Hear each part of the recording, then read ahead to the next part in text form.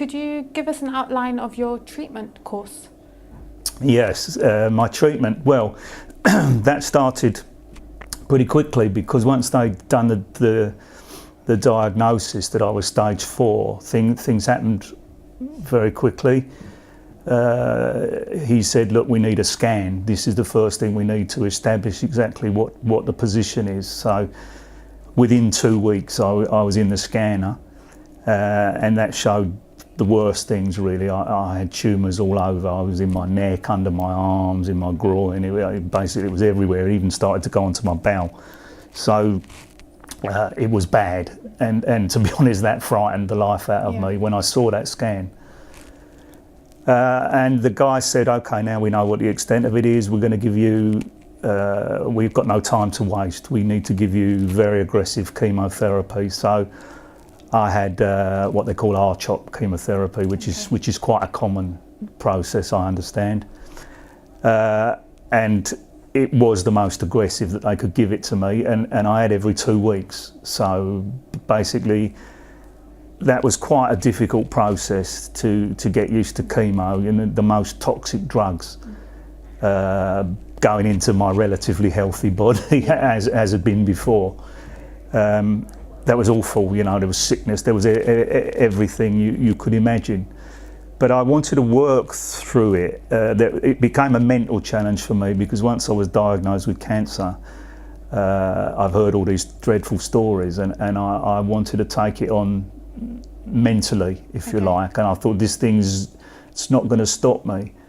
I hadn't realised the challenge I'd set myself, but I had my chemo on a Friday, so I had Saturday and Sunday to recover, and then I took Monday off, and then I went back on Tuesday, and I did that for 3 months. Oh, yeah, wow. I did that for 3 months, and actually that was for my own sanity. I think it wasn't much. Money was important, of course it was. I was self-employed. You know, so I wasn't on any sick pay or anything like that. But for me, it was a really emotional thing. I had to somehow challenge it in my head. I didn't want to just roll over when everything was looking so bleak. So the chemo was good. The 6 sessions was good. I was able. My blood counts revived every couple of weeks enough to have that regime. So I had that for 3 months, and I was very fortunate to get into remission. But with this disease, remission doesn't last long without any treatment. So the next step was trying to find a transplant. Okay. Because that was my only chance. So in a way, I was lucky because there was no choice for me. It wasn't like maybe we can do this, maybe we can do that. There was no choice for treatment. So I didn't have that problem of, oh, should I do this, should I do that, maybe this can happen. It wasn't like that. It was basically, you have the chemo, you have the transplant. We can't guarantee if we find anybody, and even if we do, we can't guarantee you'll even make it through the process. Okay. But I was fortunate that Anthony Nolan found a match for me. 100% match. He was a 22-year-old apparently in London. So the hospital looked after me in between times. That's quite a difficult time when you're in remission, but you know that can't last long.